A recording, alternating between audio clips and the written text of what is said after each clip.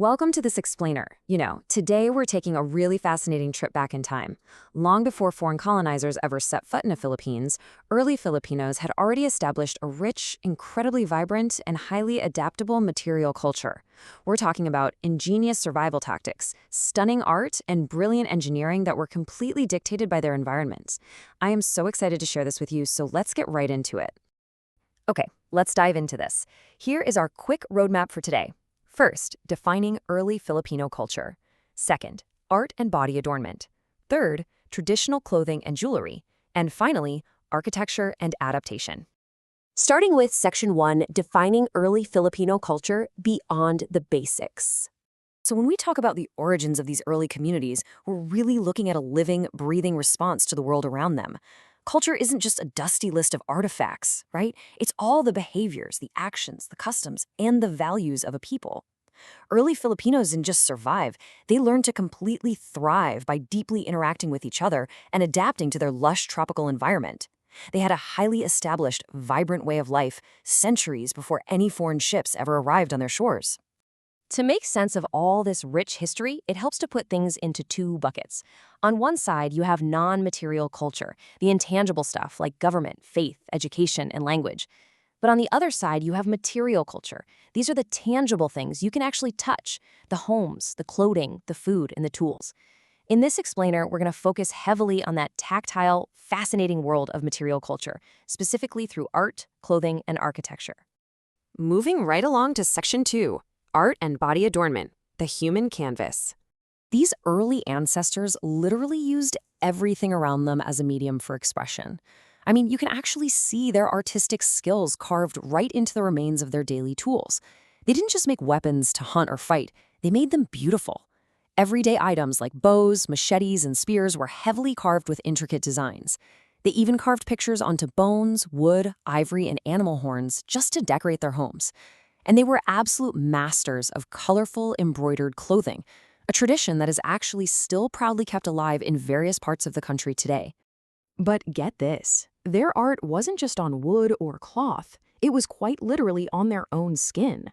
Tattoos were incredibly prominent and served a very specific social purpose. They were a direct symbol of bravery in battle. Your skin essentially became a visual resume of your courage. If you were the person with the most tattoos in your community, you were universally hailed as the bravest warrior of them all, no question about it. This physical adornment was actually so striking that when foreign arrivals finally did show up, it was one of the very first things they noticed. The Spaniards were just blown away by the heavily tattooed early Filipinos in the Visayas region.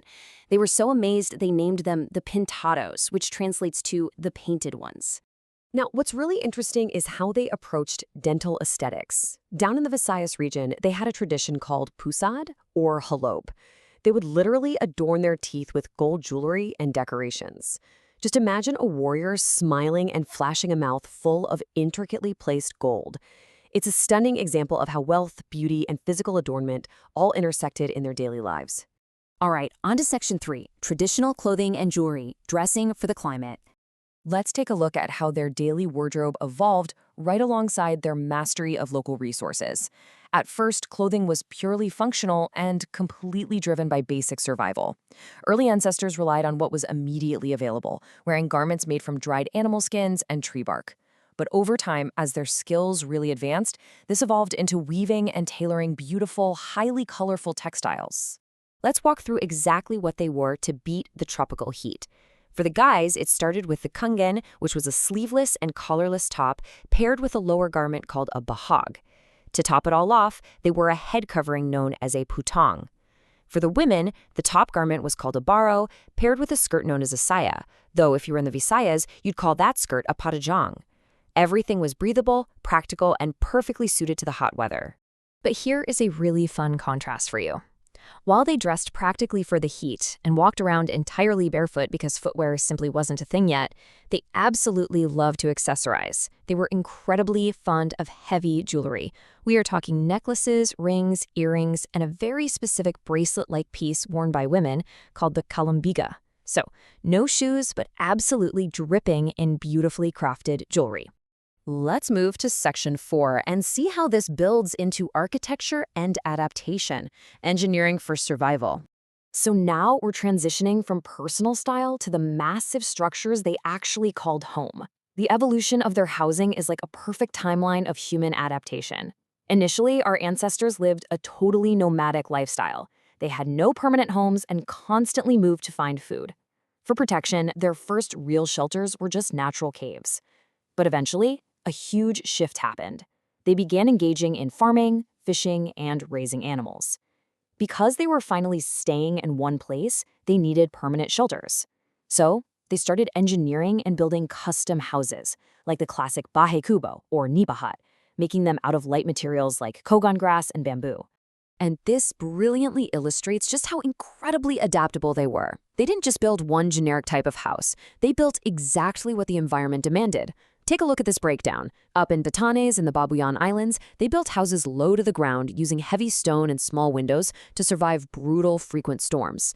Down south, the Tausug people in Sulu and Samal built their homes on tall stilts over the water to keep out wild animals and enemies. Meanwhile, folks in the plains used light, breathable materials with sharp roofs to deal with the warm climate. It's absolute architectural genius. If we zoom in on those plains houses for a second, you can really see how clever the engineering was. They had large windows to maximize fresh air and sunlight. The space underneath the raised house wasn't just empty space either. It was a dedicated storage unit for rice, fruits, and vegetables.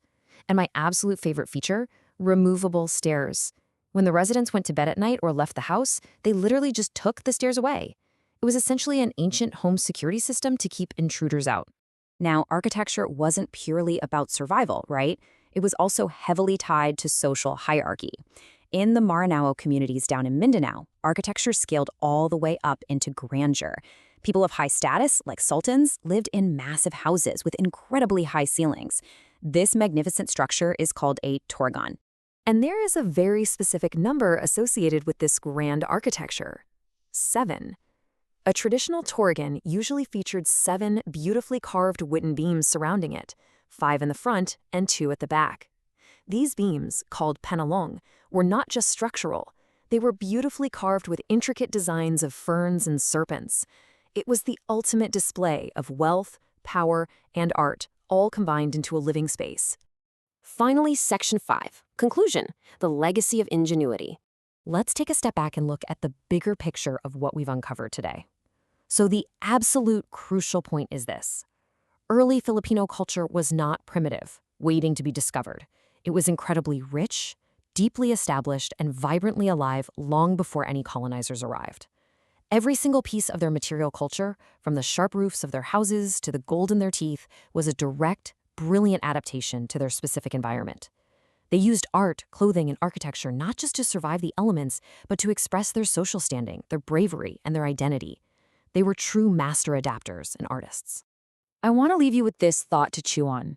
We've seen how perfectly these early communities shaped their physical world to match their needs and values. If material culture is the ultimate reflection of who we are, when future generations look back at the homes we build, the clothes we wear, and the tools we use today, what will our modern surroundings say about our ingenuity and our adaptability? Thank you so much for joining me on this explainer. Keep learning, keep questioning, and I will see you next time.